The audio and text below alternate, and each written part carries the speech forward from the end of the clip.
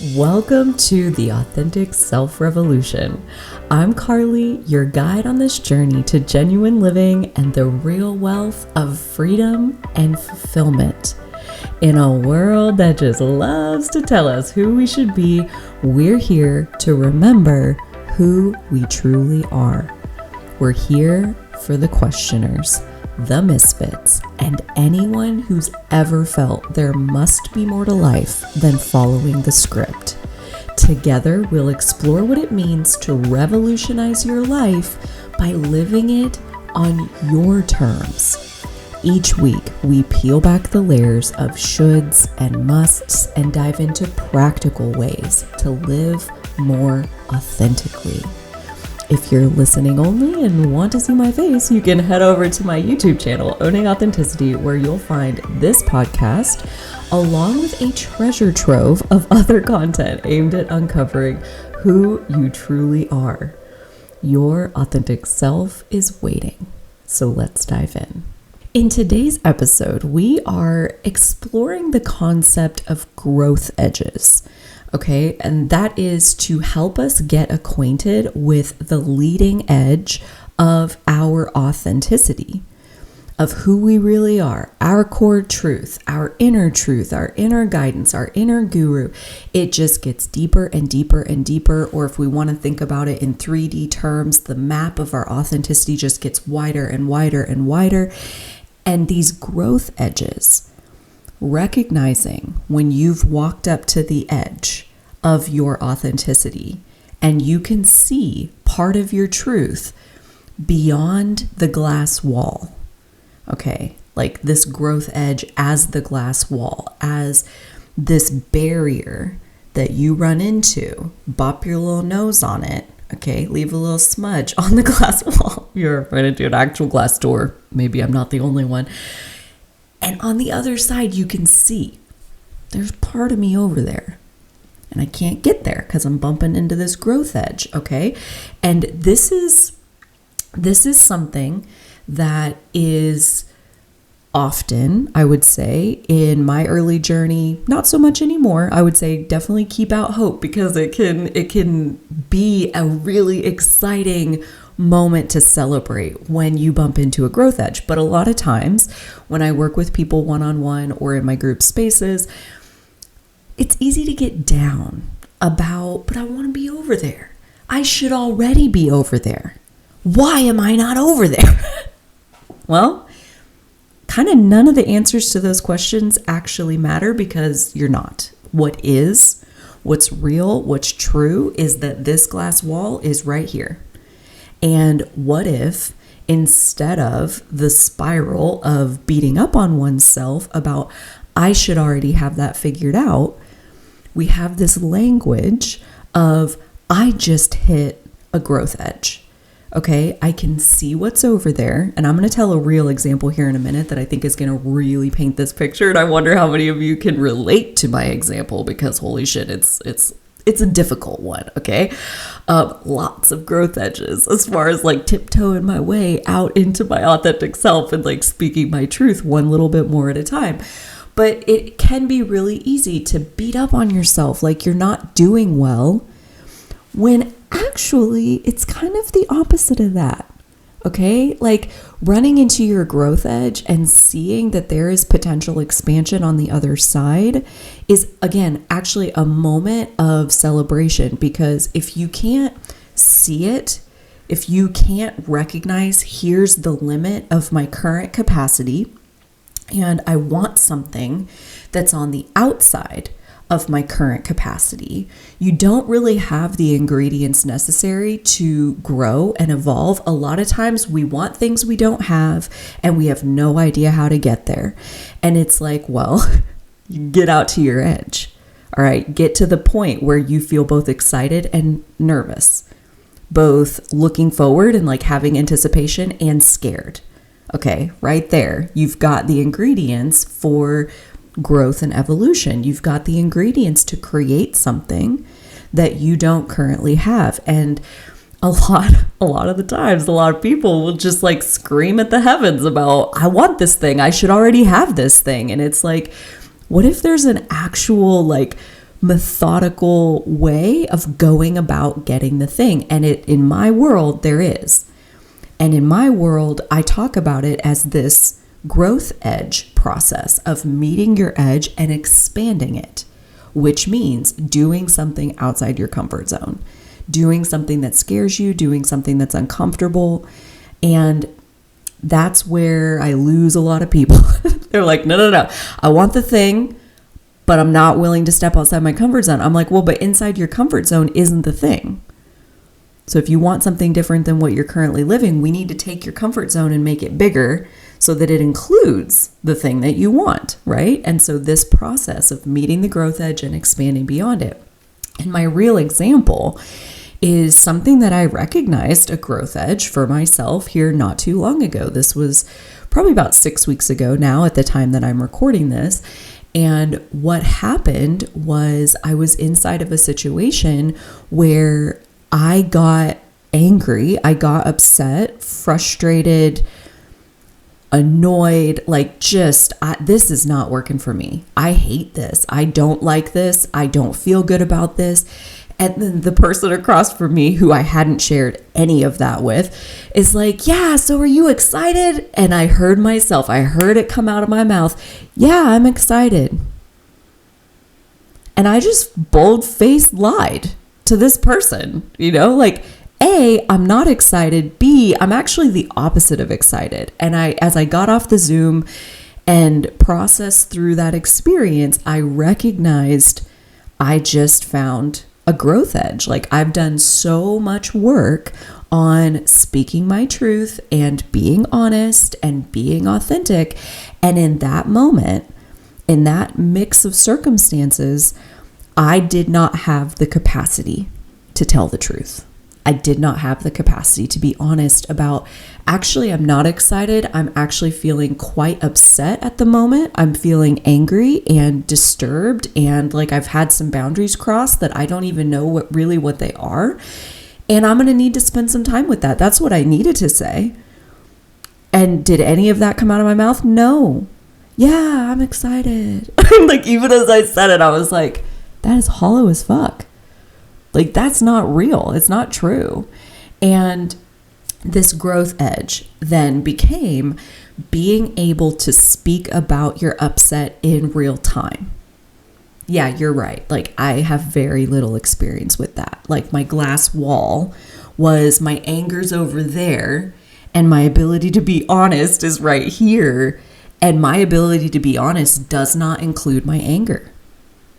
It doesn't. And recognizing that growth edge, again, like in the moment, it's like, just like part of that is like, I really, really want to be able to do the thing, right? And so that can be part of where the angst is coming from, of like this immediate gratification of like, I already want to have that.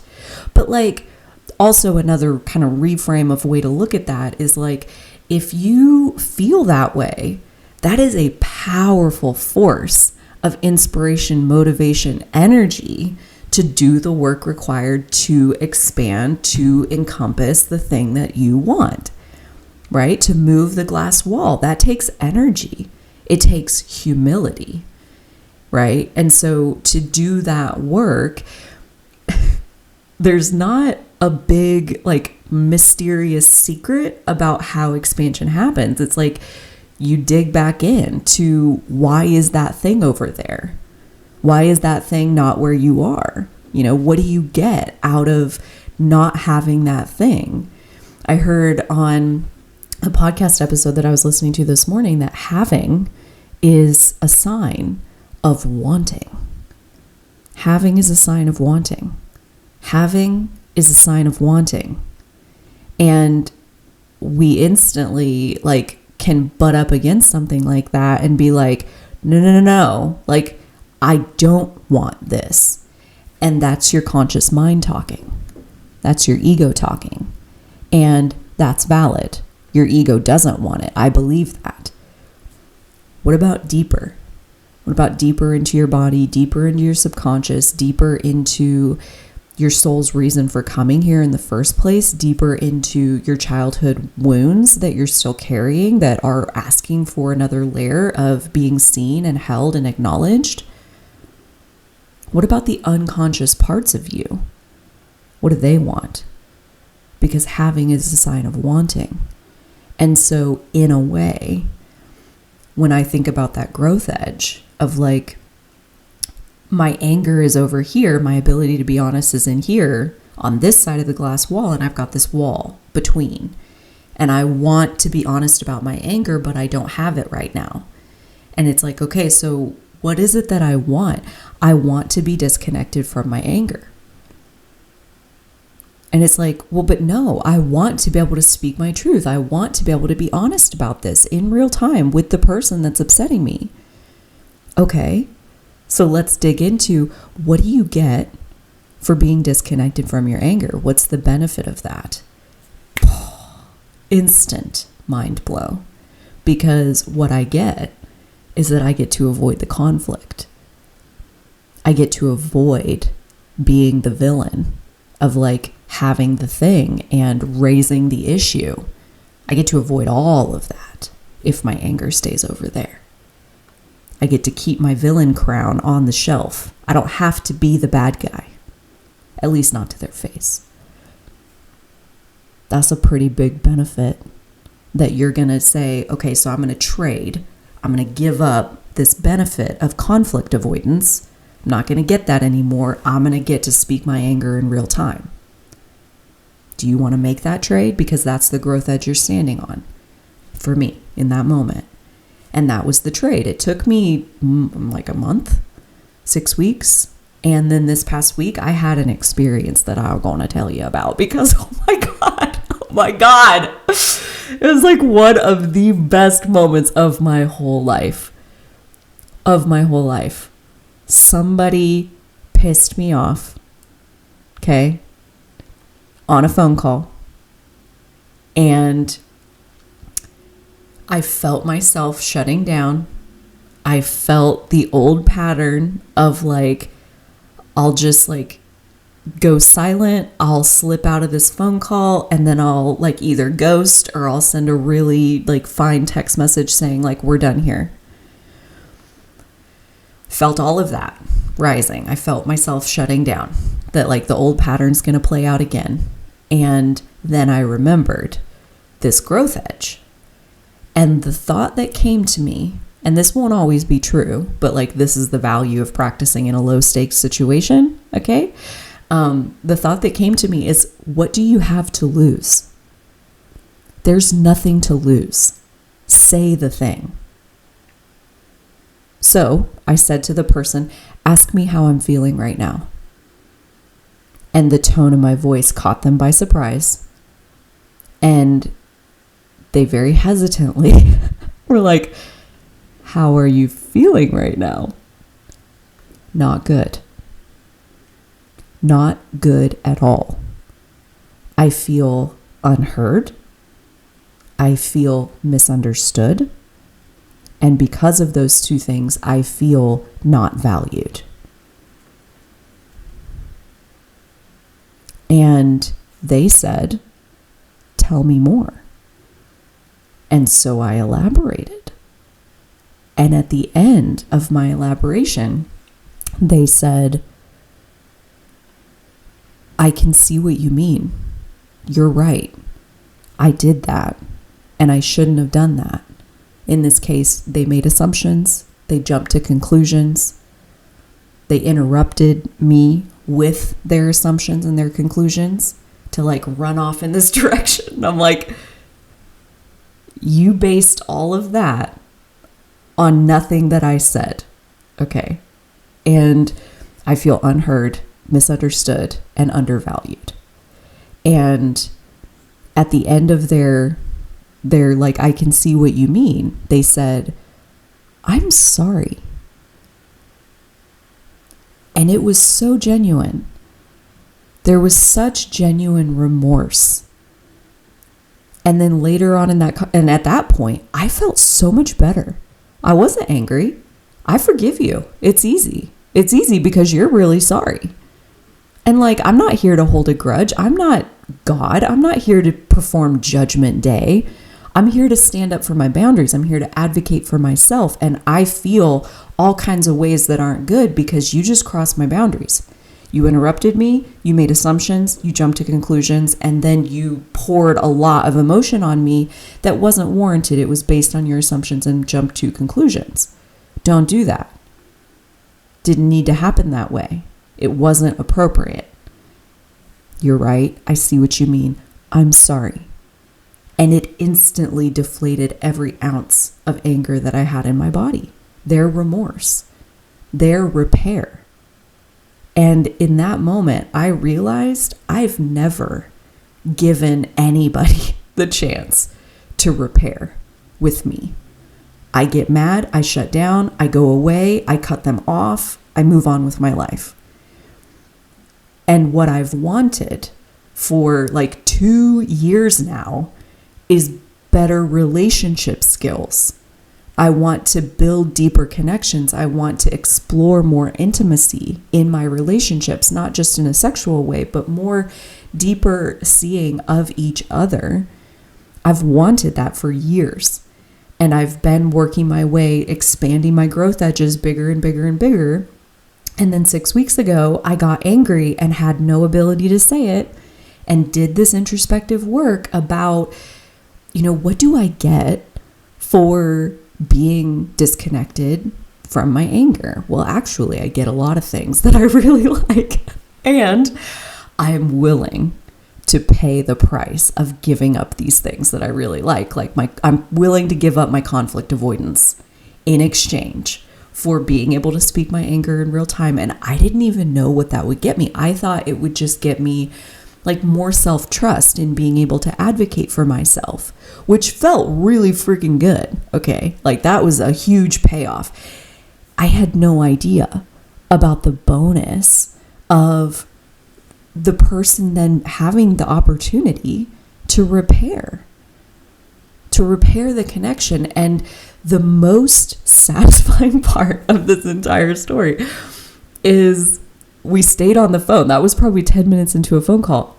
We stayed on the phone for almost 2 hours. Okay. Where I was going to shut down and just like flip the bird and like be on with my life. Okay.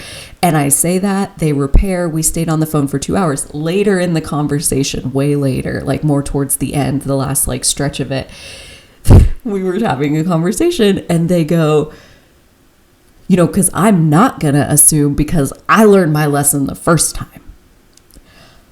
I died laughing. Oh my God. Like good. Yeah. Don't assume. That's not a tool for building intimacy, right? Like I don't like it when people make assumptions about me. I do my absolute best. I'm not perfect, but I do my best to not make assumptions about other people, to not take my own understanding and project it onto them. Right? If I feel a certain kind of way about what they're saying, I try to get curious about, number one, why do I feel that way? And number two, what do they really mean? I ask the question a lot when I'm talking to people, what do you mean by that? And later on in the conversation, I was also able to tell them that I think you and I have different definitions for this word. And they're like, oh, what do you mean by that? And I'm like, see, this is brilliant. Like this is an ability to like deepen into intimacy in this situation. And I just like, that was several days ago now, and I'm still high on being able to advocate for my boundaries in real time. I mean, it was a growth edge that I met, that I did the work on figuring out, like, why is the glass wall positioned right here? I like it like that on some level, on some unconscious level. I like it this way. Let me figure out why that is and what benefit I'm getting from being this size, because I want to get bigger. And that means I'm going to have to let go of something. In this case, conflict avoidance. So this is the process of meeting a growth edge head on. Right? First bopping your little head up against it and then going in on the growth edge And this is the work I do with people, is like meet the growth edge over and over and over and over, because when the life you want is over there and you're right here, that means that's just a series of growth edges between you and the thing. And you just dive into each one and you just get bigger and you give up the stuff that's keeping you the size that you are. It's not a secret. And the reason for this podcast is like I'm walking you through the step by step by step by step, because I know not everybody is ready to make an investment and come work with me one-on-one, or any coach for that matter. Like I may not be the person that's right for you, and that's no problem. Preferences matter a lot. Energy connection matters a lot. Having a match between the two of us matters a lot. And I also want to invite you to a free experience where you can do this work with me in a group setting for free. And that's called the Authentic Self Uprising. And if you would like to register for that, it's owningauthenticity.com/uprising. Again, totally free. There's a community space of like-minded individuals who are wanting to do this work together. And if you join us in the next few minutes, we're starting today with day 1 of the live event. If you're finding this way later, you can still get access and you can still go through the recordings at your leisure and gain the experience of finding your growth edge, digging into it, and then expanding beyond it, because something that you want is outside the glass wall. And my heart goes out to every single time that happens, to every single person who ever has that experience of wanting something that they're not living yet. And step number 1 is stop beating yourself up about it. Recognize you're staring at a growth edge and get curious. Okay? And that is what we're going to do in the program. We've got a process for each day to first uncover what the growth edge may be, to embrace why you actually do like being the size that you are right now. You like not having the thing, and then go beyond it. Right? So I walk you through step by step by step. Again, if that sounds interesting to you, I highly encourage you to go to owningauthenticity.com/uprising. And until next time, I do hope that you will take such good care of the you are right now. The you that you are on the inside of the glass wall. Everything that you want that's out of your reach currently, great. Those are growth edges to work through. And there's a never-ending abundance of growth edges. But you who you are right now is worthy and whole and beautiful and so worthy of love.